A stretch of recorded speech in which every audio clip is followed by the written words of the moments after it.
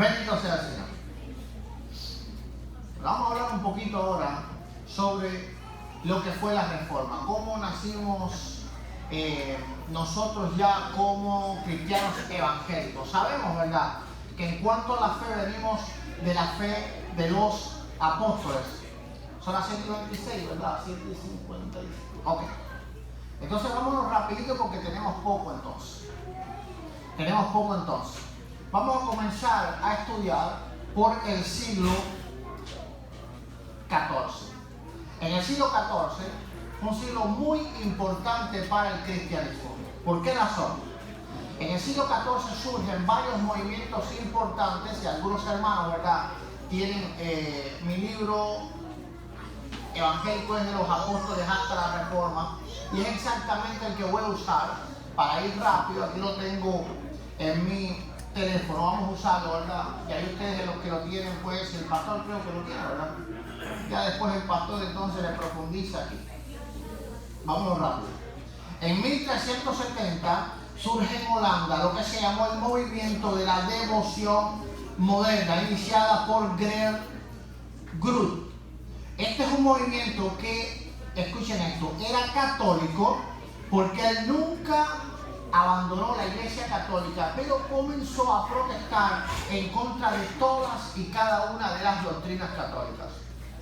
Se puede decir que la reforma, esto se le llamó la pre-reforma. La pre-reforma fue aquello que sembró la semilla para que luego entonces vinieran hombres como Martín y Lutero a poder entonces realmente separarse de la Iglesia Católica y restaurar la Iglesia de Jesucristo, lo que hoy tenemos.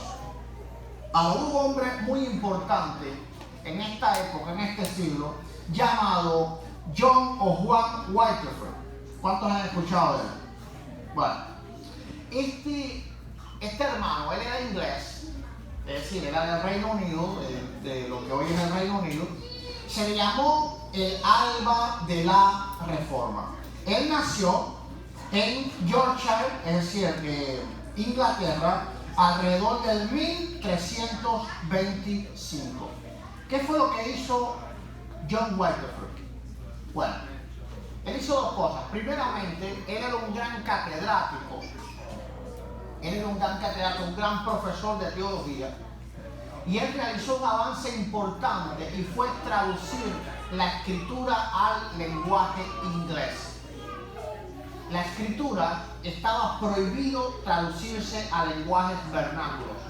Lenguajes vernáculos significa los lenguajes que habla el pueblo común, es decir, el español, el inglés, el alemán.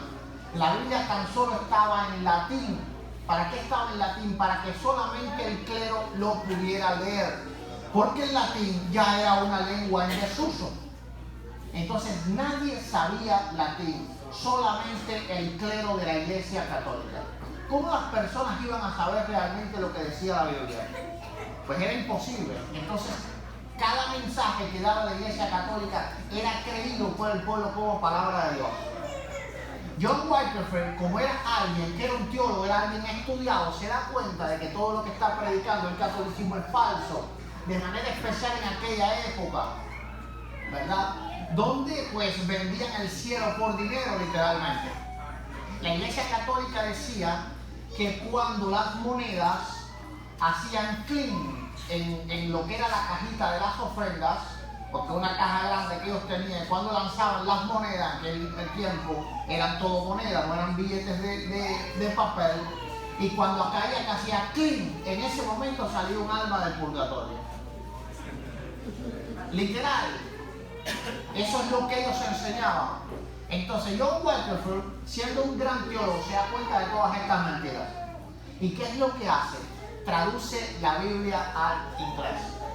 Cuando traduce la Biblia al inglés, a John Wycliffe lo agarran, ¿verdad?, y lo tratan de condenar en la Inquisición. Pero no pueden hacerlo. No pueden condenarlo porque él tenía gran apoyo, era una persona muy distinguida en el Reino Unido. Ahora, tanto odio tuvo la Iglesia Católica por este hombre que cuando este hombre murió, lo desenterraron, le hicieron un juicio y lo quemaron sus huesos, es decir, su cadáver, como diciendo, no te quemamos vivo, pero te quemamos muerto. Entonces, sin lugar a duda, a John Wycliffe no le caía nada bien al catolicismo. Gloria a Dios. Porque fíjense lo que le hicieron. No lo pudieron quemar de vida, pero lo quemaron de muerto. Amén. Entonces, es importante, ¿verdad?, que este hombre fue un gran teólogo de la Universidad de Oxford en Inglaterra y que literalmente revolucionó el cristianismo, porque él creó, él escribió un, vamos a decir, un tipo catecismo, una explicación teológica que fue de lo que aprendieron pues todos los grandes reformistas. Hablo de Hus, Lutero, Calvino y Zwinglio. Todos los demás reformistas aprendieron de él. Los escritos de él, a pesar de que fueron prohibidos por la Iglesia Católica, de todas maneras se transmitieron de generación en generación. Y fueron los escritos que llegaron a mano de Lutero.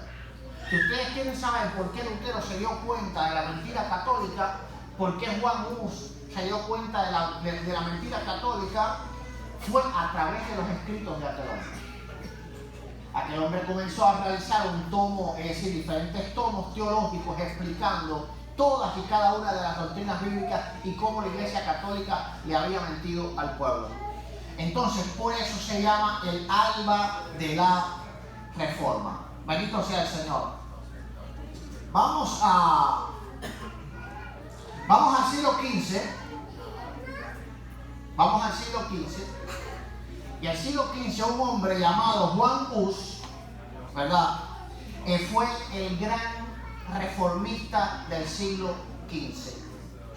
Juan Hus dice, hay que entender que a este hombre lo quemaron vivo, ¿verdad? Juan Hus también fue un pre-reformista. Todavía no estamos llegando a la reforma. La reforma es en el siglo XVI. Estamos todavía por el siglo XV. Y los católicos dicen que el primero que comenzó el problema fue Lutero. Llegó Lutero y se dividió la iglesia. Completamente falso. Y por supuesto, tengo pocos minutos hasta que estoy yendo a la carrera. Pero aquel hombre fue tan importante y Dios lo usó tanto que Dios lanzó una profecía a través de él. Amén. Cuando Juan Hus lo quemaron, y no sé si esto lo saben, Hus significa ganso. Es decir, como oca, la oca, ¿saben lo que es el ganso, verdad? Sí, seguro, el animal del ganso. Bueno, sí, pues cada país lo llaman diferente. Entonces, cuando lo estaban quemando, él se comienza a reír. Eso lo escribieron los historiadores. Él se comienza a reír y le dice a los que lo están quemando: hagan lo que quieran. Ustedes hoy están quemando un ganso, pero en 100 años va a aparecer un cisne al cual ustedes no van a poder quemar. El escudo de la familia de Lutero era un cisne específicamente.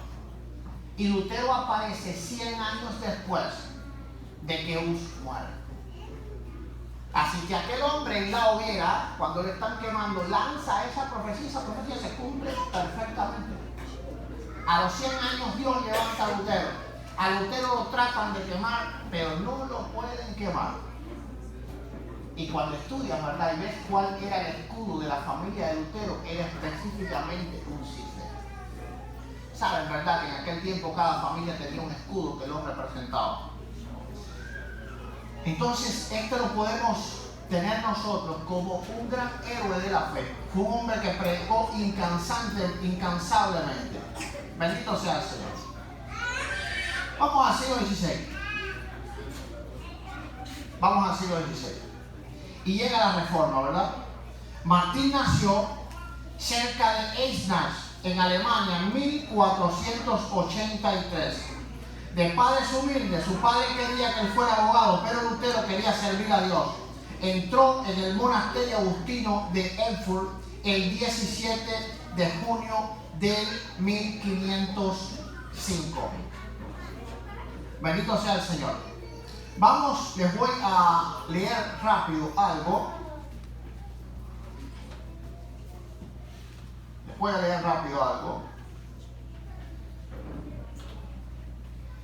Y es algunas mentiras que existen sobre Martín Lutero.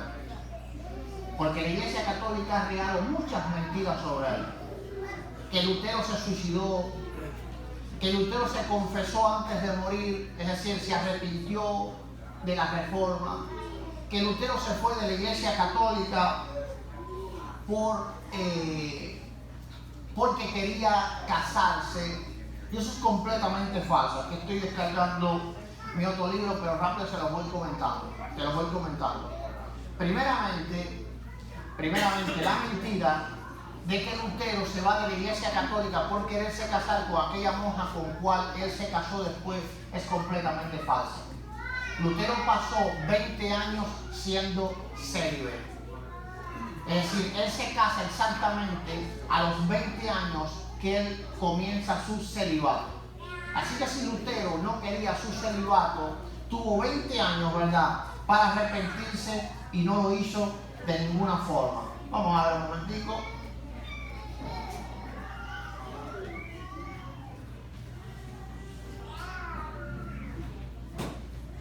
Gloria a Dios.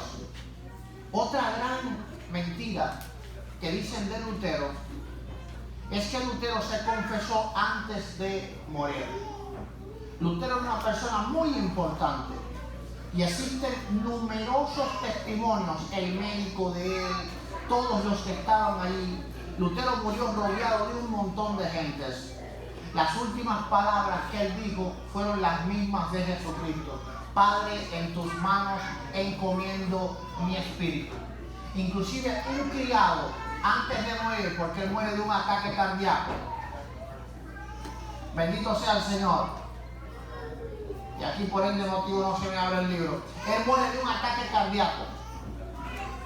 Y cuando muere de un ataque cardíaco, es decir, él primero le da como un preinfarto comiendo, escriben los escritores que él está comiendo y él siente un fuerte dolor en el pecho.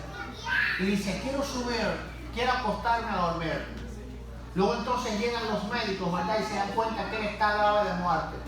Uno de los criados va y le pregunta y le dice: Señor, ¿usted quiere arrepentirse de todo lo que ha hecho? Y él le dijo: de ninguna manera, mi alma está en paz con Dios. Mi alma está en paz con Dios. Y las últimas palabras de él fueron: Padre, en tus manos encomiendo mi espíritu. Mi espíritu. No sé, ¿verdad?, si pastor usted quiere hacerme alguna pregunta al respecto específicamente, porque creo que para abordar el tema no me va a dar tiempo. Me va a ser imposible. Si quiere hacerme alguna pregunta específica sobre la reforma, algo que quieran. La pregunta que muchos es, como viene Martín, entonces ahora viene Calvino, y cómo se desenvolvió las iglesias de ahí para acá. Ok, perfecto. Ahí se me dio una guía, pero como no estaba preparado para ese, ahora se me dio una guía. Bueno, vamos allá. Bueno, primero es Lutero, ¿verdad? Pero al mismo tiempo surge Zwinglio en Europa, en Suiza. Y Zwinglio fue un gran reformista también.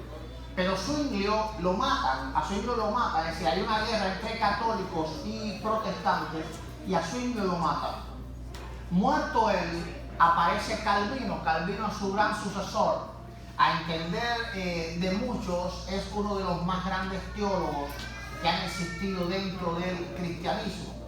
Aunque yo no apoyo el 100% de todas las cosas de manera especial que él hizo, porque Calvino tenía un problema, y es que era un hombre demasiado rudo. Es decir, era un hombre que pues era de armas tomar. No era del tipo Lutero. Lutero era un hombre un poco más pausado, ¿verdad? Pero Calvino no. Calvino era de que, Calvino era un poco medio parecido al pensamiento católico de ese tiempo. Es decir, si no estás conmigo, estás contra mí, ¿verdad? Ahora, en cuanto a la teología, posiblemente ha sido el teólogo más grande que ha tenido el cristianismo evangélico. Entonces, el protestantismo se divide principalmente en dos áreas: en el luteranismo y lo que es el calvinismo.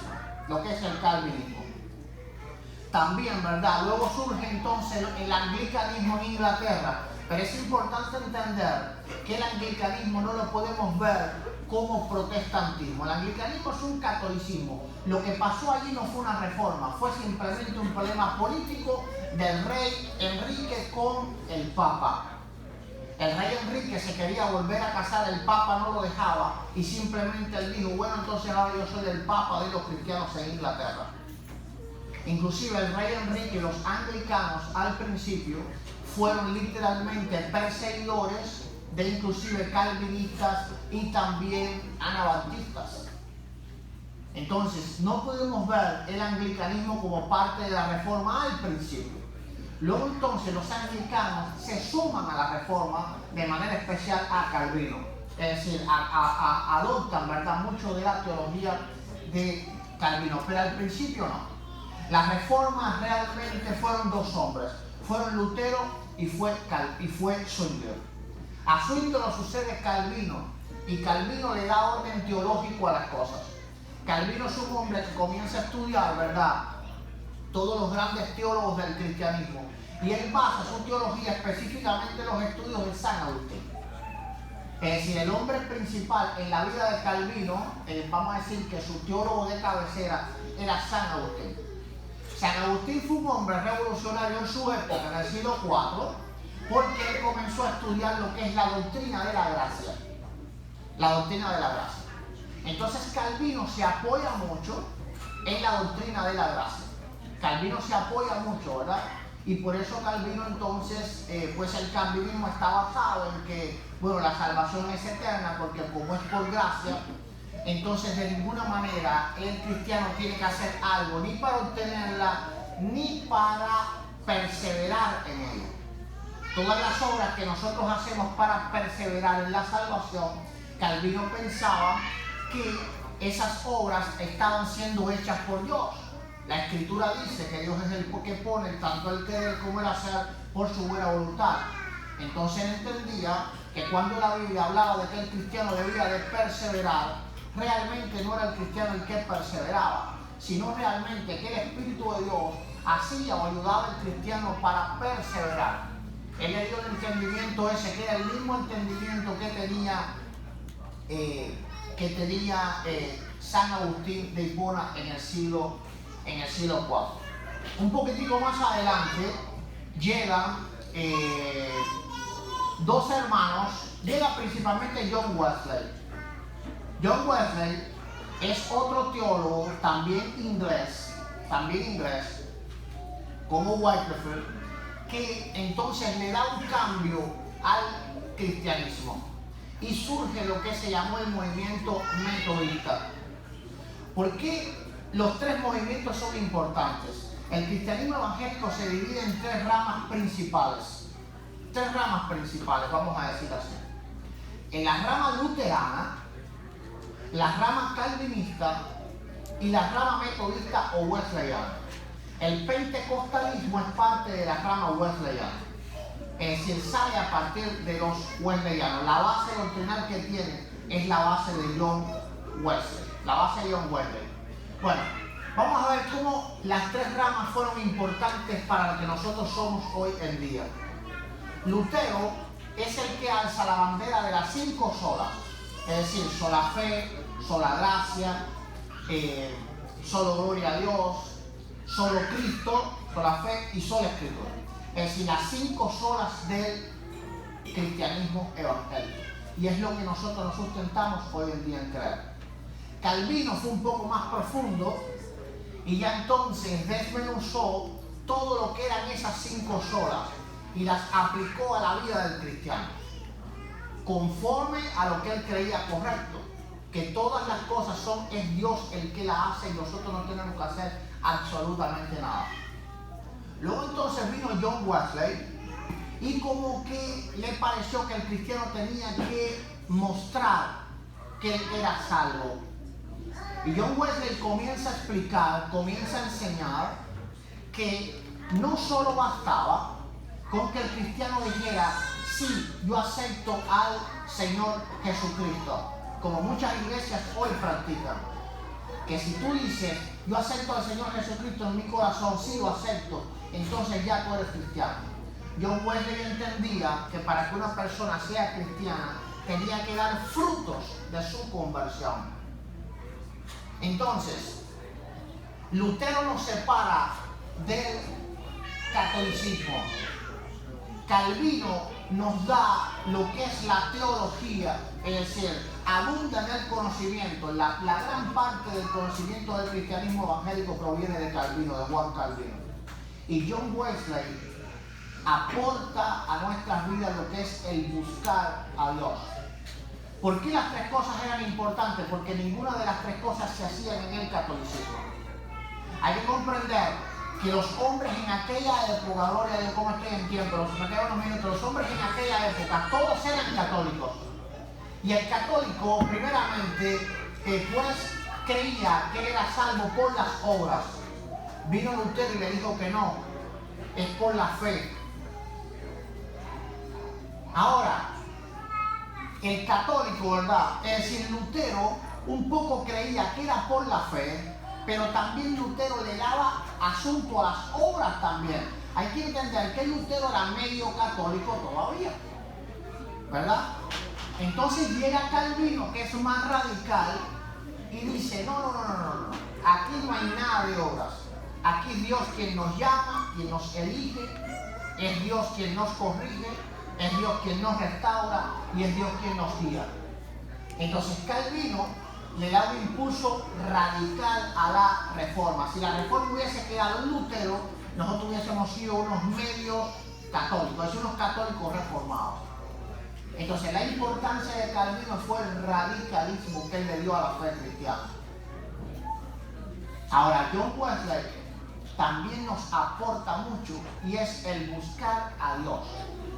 Porque aún así, Calvino era alguien muy duro, ¿verdad? ¿Por qué razón? Provenían del catolicismo. Hay que entender a los reformistas. Nosotros hoy en día tenemos cuánta teología para estudiar. Ellos no tenían de quién aprender.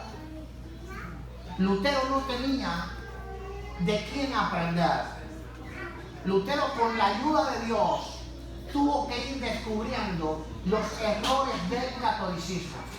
Entonces era imposible que nosotros le pidiéramos que a Lutero ser un cristiano perfecto. No lo era. Todavía él tenía grandes rasgos del catolicismo. Luego entonces, ¿verdad? Vino Calvino y fue aún más radical, pero sin lugar a dudas, también tenía rasgos del catolicismo. Es decir, todavía faltaba entrega en el cristianismo. La entrega en el cristianismo la aportan los metodistas. Es decir, el metodista, John Wesley, era ese hombre de ayuno, ese hombre de oración, ese hombre que impulsó al cristianismo a la búsqueda de Dios. No solo a la búsqueda de Dios, también a la predicación del Evangelio. Hoy cuando nosotros vemos a alguien predicando en la calle con una bocina o predicando a alta voz, estamos viendo predicar a John Wesley. Ese tipo de predicación que hacían los grandes profetas de Israel en el cristianismo no se practicaba. Es decir, lo que es Lutero y lo que es Calvino, todavía ellos no llegaron ahí. Ellos eran más bien teólogos, ¿verdad? Pero no eran predicadores. Entonces ellos se centraron en lo que era el estudio de la teología. Pero faltaba ganar almas. Los avivamientos grandes del cristianismo comienzan con el metodismo. ¿Por qué razón? Porque el metodismo decía, nosotros no vamos a esperar en la iglesia. Es difícil que tú veas un luterano predicando en la calle. Muy difícil. Es decir, muy difícil. Porque ellos piensan que Dios es el que trae a las almas, como mismo piensan los católicos. Cuando tú ves a los católicos predicando en la calle, muy difícil. Ahora posiblemente, pero antes no lo hacían. Ellos abrían la puerta los domingos y el que entrara a la iglesia, pues era bien recibido. El metodismo fue un poco más atrevido. Entonces le dio el atrevimiento que hoy nosotros tenemos para salir a predicar en la calle. John Wesley muchas veces fue apedreado en Inglaterra. ¿Por qué? Porque eso no era bien visto. Eso como molestaba a la gente. Y hoy vemos, ¿verdad? También tal vez por un canal de YouTube, un predicador o una predicadora en la calle diciendo, arrepíntanse, el Señor viene. Eso no nos lo inventamos nosotros. Eso lo inventó literalmente o lo recogió del antiguo literalmente aquel hombre, John Wesley. Entonces eso fue las tres cosas más importantes, ¿verdad?, que estos tres grandes hombres aportaron al cristianismo evangélico. Espero, ¿verdad?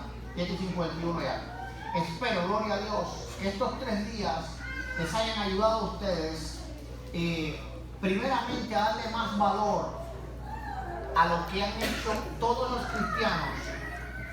Me decía el pastor que en su familia fue uno de los primeros cristianos en Guatemala, ¿verdad? Al menos en esa zona que estaba ahí. La importancia que tuvieron aquellas primeras personas hace lo que hoy nosotros somos. Amén. Estudiar la historia del cristianismo hace que tú seas más fuerte en tus raíces. Estudiar la historia del cristianismo hace que tú estés mejor sentado en tu fe. Sin duda, yo soy más amante de la palabra de Dios, por supuesto, pero le doy el valor que tiene la historia. ¿Cuál es el valor de la historia? El testigo fiel de qué ha hecho Dios a través de la historia con su iglesia. Si tú quieres saber cómo Dios se ha movido a través de los tiempos, ¿qué tienes que hacer? Estudiar la Biblia. Eso no te lo va a decir. ¿Qué te lo va a decir? Estudiar la historia. Entonces, cuando estudias la historia, ves cómo Dios se ha movido a través de los tiempos y qué es todo lo que Él ha hecho a través de los tiempos. Ves realmente qué creían aquellos primeros cristianos. Ves cómo ellos practicaban la fe. Eso nos debe de fascinar a nosotros. Nos gusta seguramente ver un documental de Discovery de los egipcios, de cómo hicieron las pirámides. Nos fascina hacer todo eso, pero muchas veces no nos fascina ver cómo el Espíritu Santo ha construido la iglesia. Entonces, así como nosotros nos fascinamos en querer conocer cómo hemos llegado hasta aquí como seres humanos, tenemos que también interesarnos en saber cómo hemos llegado aquí como hijos de Dios. Amén, gloria a Dios.